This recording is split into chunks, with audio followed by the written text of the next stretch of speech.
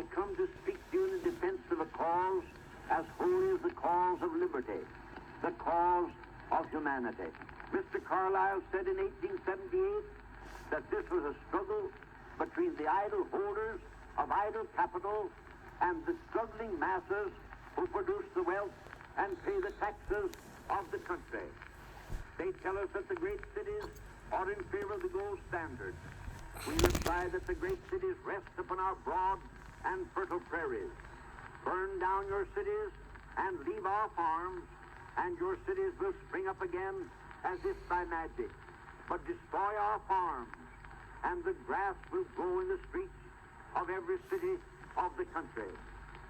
We care not upon what line the battle is fought. If they say bimetallism is good, but that we cannot have it until other nations help us, we reply that instead of having a gold standard, because England has, we will restore bimetallism, and then let England have bimetallism because the United States has. If they dare to come out in the open field and defend the gold standard as a good thing, we will fight them to the uttermost. Having behind us the producing masses of this nation and the world, supported by the commercial interests, the laboring interests, and the toilers everywhere, we will answer their demand for a gold standard by saying to them, you shall not press down upon the brow of labor this crown of thorns. You shall not crucify mankind upon a cross of...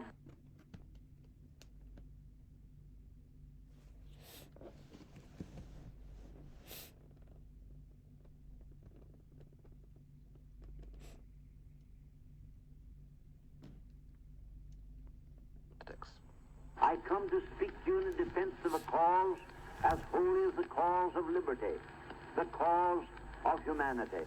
Mr. Carlyle said in 1878 that this was a struggle between the idle holders of idle capital and the struggling masses who produce the wealth and pay the taxes of the country. They tell us that the great cities are in favor of the gold standard. We reply that the great cities rest upon our broad and fertile prairies. Burn down your cities and leave our farms, and your cities will spring up again as if by magic. But destroy our farms, and the grass will grow in the streets of every city of the country. We care not upon what line the battle is fought. If they say bimetallism is good, but that we cannot have it until other nations help us, we reply that instead of having a gold standard, because England has, we will restore bimetallism, and then let England have bimetallism because the United States has. If they dare to come out in the open field and defend the gold standard as a good thing, we will fight them to the uttermost. Having behind us the producing masses of this nation and the world, supported by the commercial interests, the laboring interests, and the toilers everywhere, we will answer their demand for a gold standard by saying to them, you shall not press down upon the brow of labor this crown of thorns. You shall not crucify mankind upon a cross of...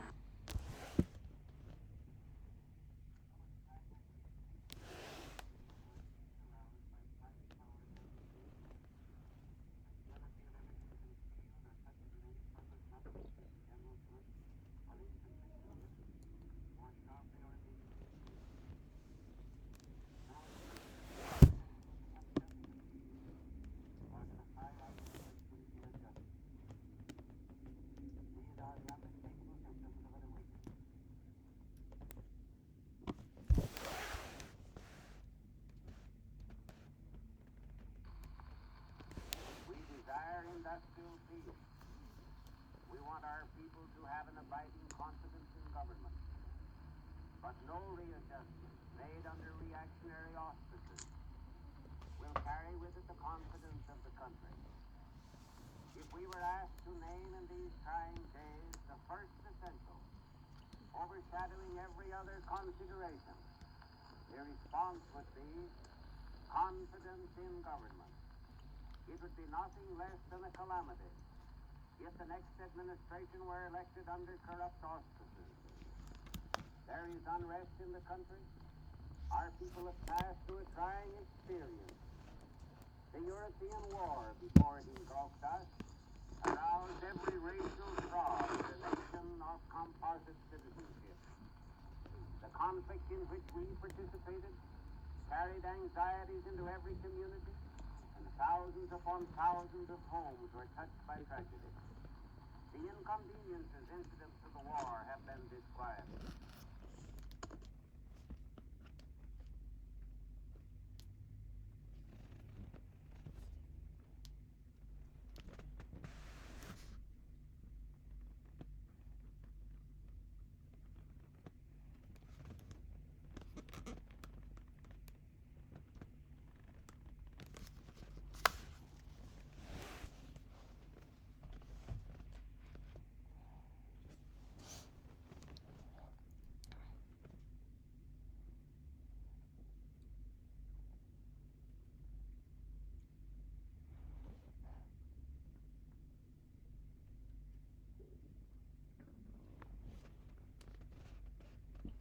I, Franklin Delano Roosevelt, do solemnly swear that I will faithfully execute the office of President of the United States and will, to the best of my ability, preserve, protect, and defend the Constitution of the United States. So help me God.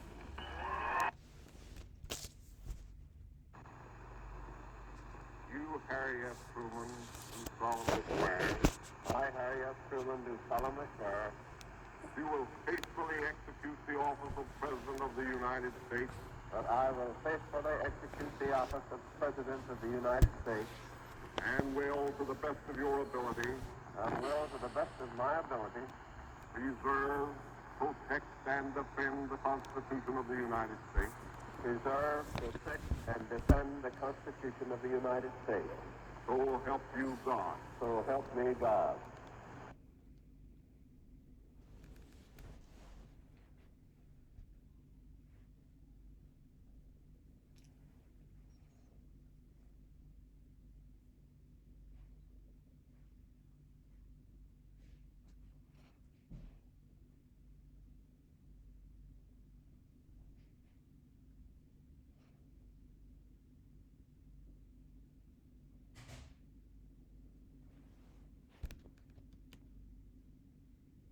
I have today signed an executive order providing for the establishment of a Peace Corps on a temporary pilot basis.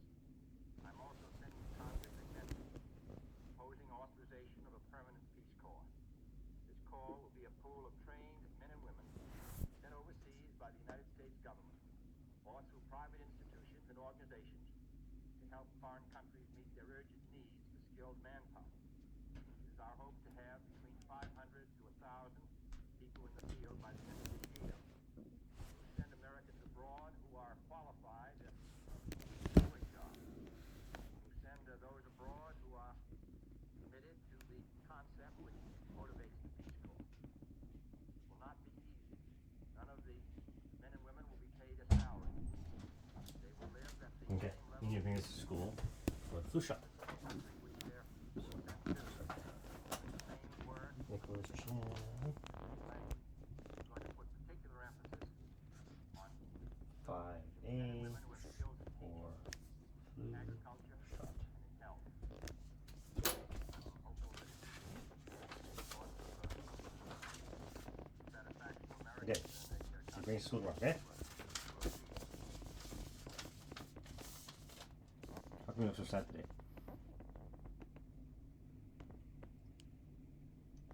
Do you want to help me change the headphones?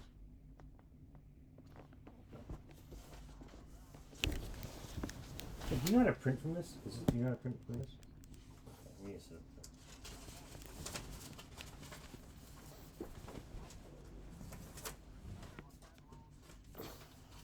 Okay, here you go. You put it in the backpack. Okay, move on the table first.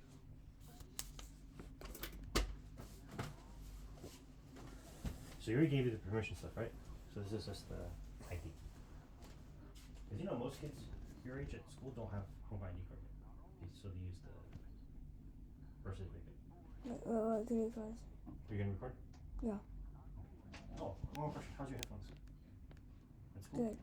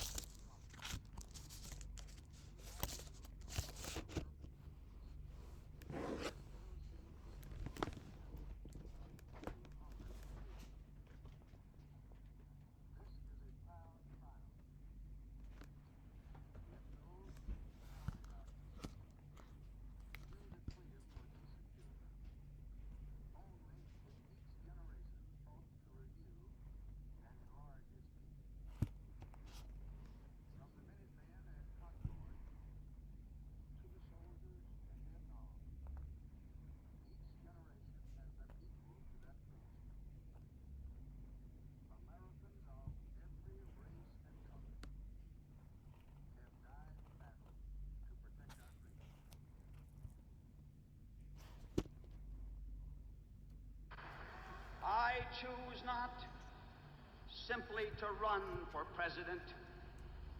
I seek to lead a great nation.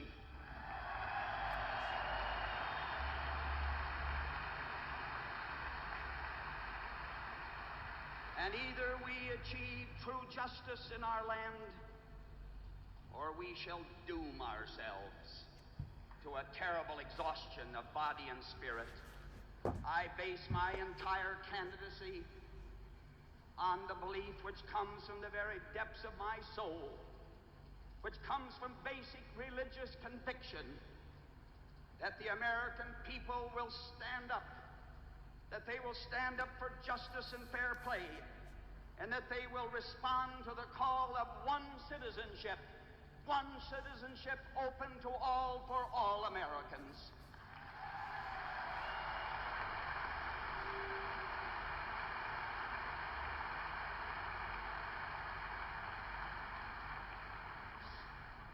So this is the message that I shall take to the people, and I ask you to stand with me. But here among my friends in South Dakota, where this campaign began almost 22 months ago,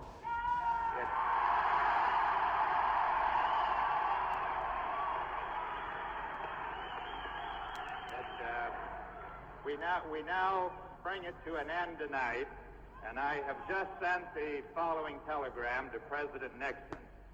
Congratulations on your victory.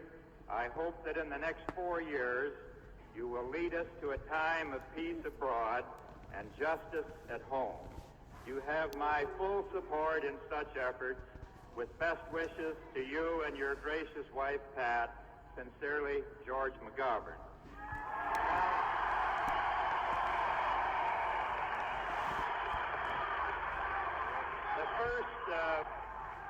The first presidential concession that I remember hearing was that of Adlai Stevenson in 1952. He recalled the old Lincoln story of the boy who had stubbed his toe in the dark, and when the lad was asked how it felt, he replied, "Well, it hurts too much to laugh, but I'm too old to cry."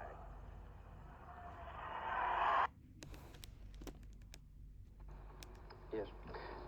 First of all is to recognize the tremendous economic strength of this country and to set the putting back to work of our people as a top priority. This is an effort that ought to be done primarily by strong leadership in the White House, the inspiration of our people, the tapping of business, agriculture, industry, labor, and government at all levels to work on this project. We'll never have an end to the inflationary spiral, and we'll never have a balanced budget until we get our people back to work. There are several things that can be done specifically that are not now being done. First of all, to channel research and development funds into areas that will provide large numbers of jobs. Secondly, we need to have a commitment in the private sector to cooperate with government in matters like housing. Here, a very small investment of taxpayers' money in the housing field can bring large numbers of extra jobs in the guarantee of mortgage loans and the putting forward of 202 programs for housing for older people and so forth to cut down the roughly 20% unemployment that now exists in the construction industry. Another thing is to deal with our needs in the central cities, where the unemployment rate is extremely high, sometimes among minority groups, those who don't speak English or who are black, young people, or 40% unemployment. Here, a CCC-type program would be appropriate. To channel money.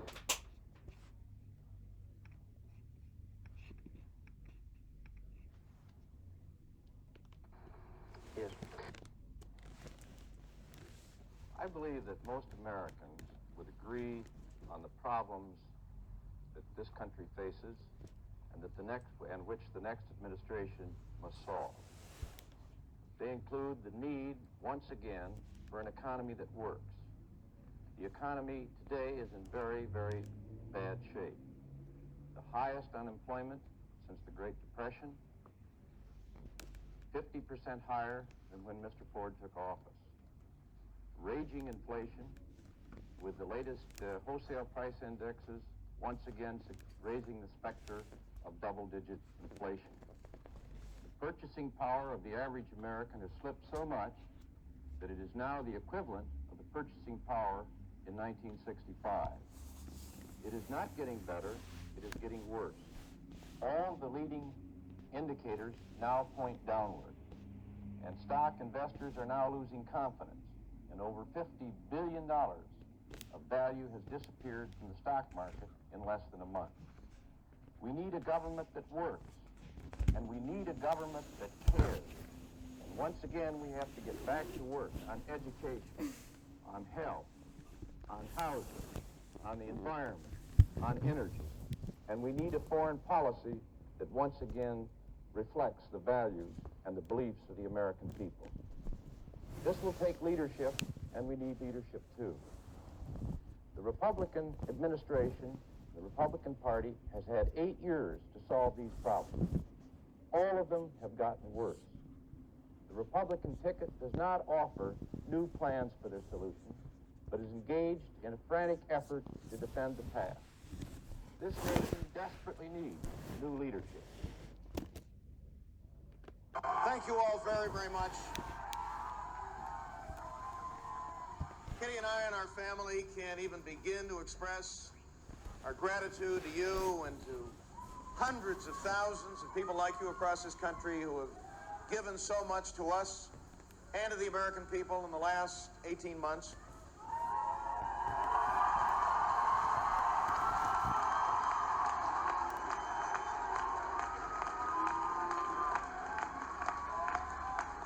Just a few minutes ago, I called Vice President Bush and congratulated him on his victory.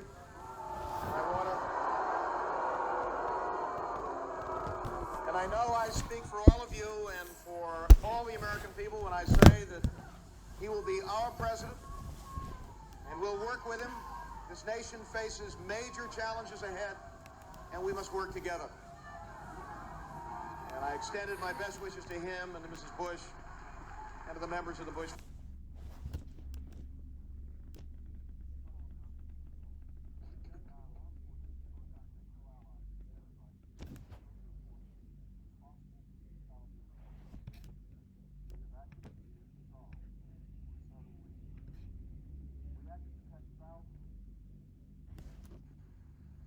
Good evening. Just moments ago, I spoke with George W. Bush and congratulated him on becoming the 43rd President of the United States. And I promised him that I wouldn't call him back this time. I offered to meet with him as soon as possible so that we can start to heal the divisions of the campaign and the contest through which we've just passed.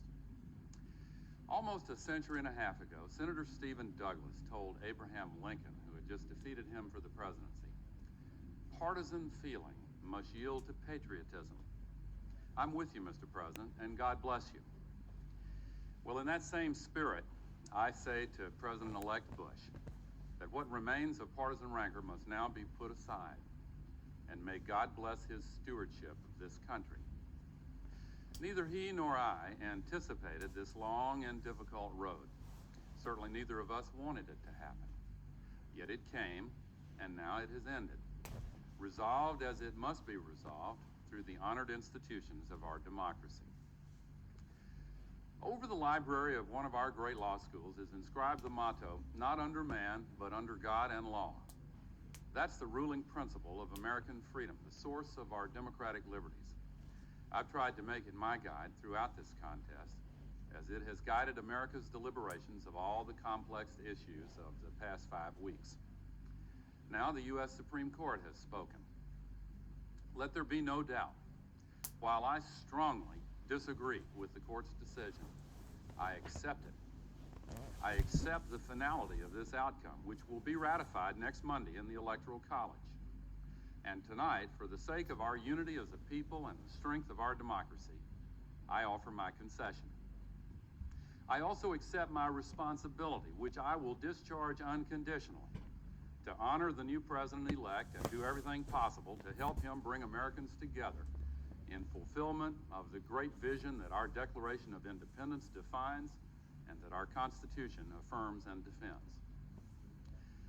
Let me say how grateful I am to all those who supported me and supported the cause for which we have fought. Tipper and I feel a deep gratitude to Joe and Hadassah Lieberman, who brought passion and high purpose to our partnership and opened new doors, not just for our campaign, but for our country. This has been an extraordinary election, but in one of God's unforeseen paths, this belatedly broken impasse can point us all to a new common ground, for its very closeness can serve to remind us that we are one people with a shared history and a shared destiny. Indeed, that history gives us many examples of contests as hotly debated, as fiercely fought, with their own challenges to the popular will. Other disputes have dragged on for weeks before reaching resolution, and each time both the victor and the vanquished have accepted the result peacefully and in a spirit of reconciliation. So let it be with us. Earlier today, I spoke to President Bush and I offered him and Laura our congratulations on their victory. We had a good conversation, and we talked about the danger of division in our country and the need, the desperate need for unity, for finding the common ground, coming together. Today, I hope that we can begin the healing. In America,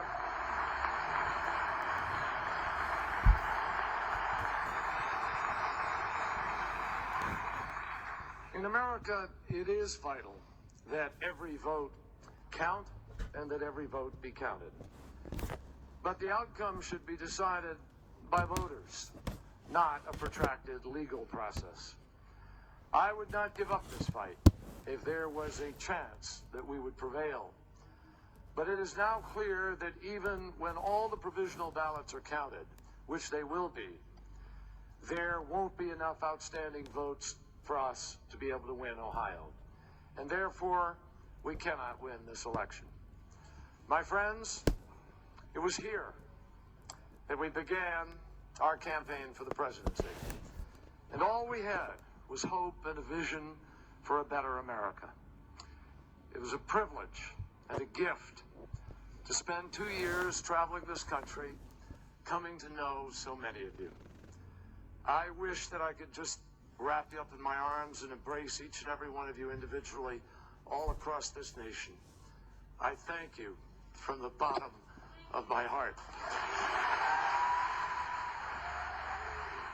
Don't lose faith. What you did made a difference, and building on itself.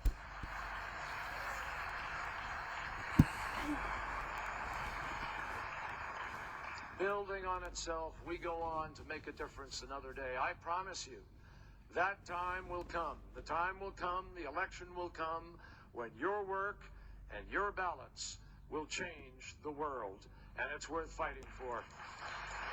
We are required now to work together for the good of our country. In the days ahead, we must find common cause.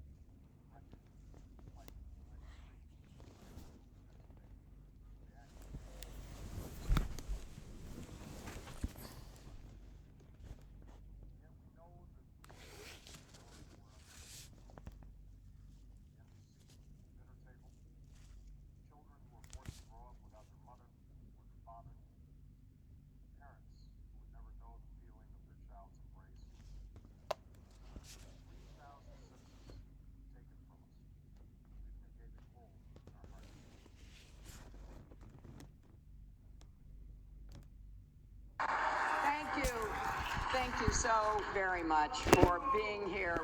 And I love you all, too. Last night, I congratulated Donald Trump and offered to work with him on behalf of our country. I hope that he will be a successful president for all Americans. This is not the outcome we wanted or we worked so hard for, and I'm sorry that we did not win this election for the values we share and the vision we hold for our country. But I feel pride and gratitude for this wonderful campaign that we built together. This vast, diverse, creative, unruly, energized campaign. You represent the best of America, and being your candidate has been one of the greatest honors of my life.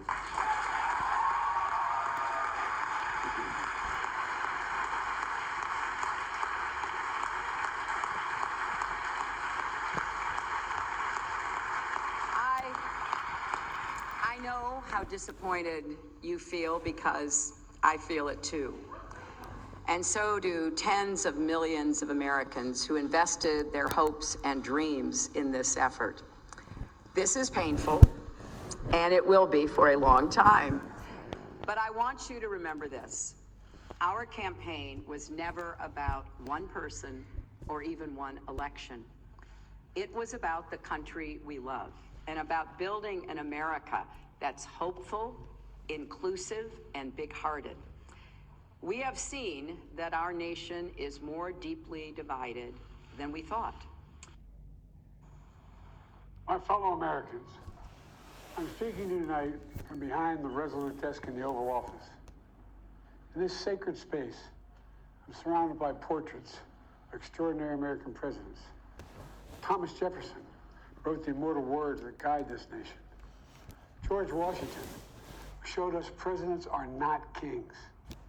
Abraham Lincoln, who implored us to reject malice. Franklin Roosevelt, who inspired us to reject fear. I revere this office, but I love my country more.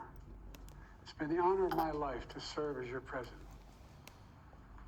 But in the defense of democracy, which is at stake, I think is more important than any title. I draw strength and I find joy in working for the American people. But this sacred task of perfecting our union is not about me. It's about you, your families, your futures. It's about we, the people. We can never forget that. And I never have. I've made it clear that I believe America is at an inflection point. One of those rare moments in history when the decisions we make now will determine our fate of our nation and the world for decades to come. Good afternoon, everyone. Good afternoon. Good afternoon. Good afternoon. Thank you all. Thank you, thank you. Thank you, thank you. So let me say, and I love you back. And I love you back. So let me say, my heart is full today. My heart is full today, full of gratitude for the trust you have placed in me, full of love for our country, and full of resolve. The outcome of this election is not what we wanted, not what we fought for, not what we voted for, but hear me when I say, the light of America's promise will always burn bright. As long as we never give up, and as long as we keep fighting.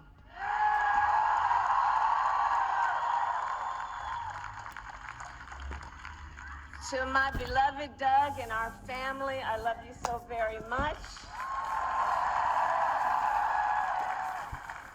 To President Biden and Dr. Biden, thank you for your faith and support. To Governor Walz and the Walz family, I know your service to our nation will continue. And to my extraordinary team, to the volunteers who gave so much of themselves, to the poll workers and the local election officials, I thank you all. Look, I am so proud of the race we ran, and the way we ran it, Over the 107 days of this campaign,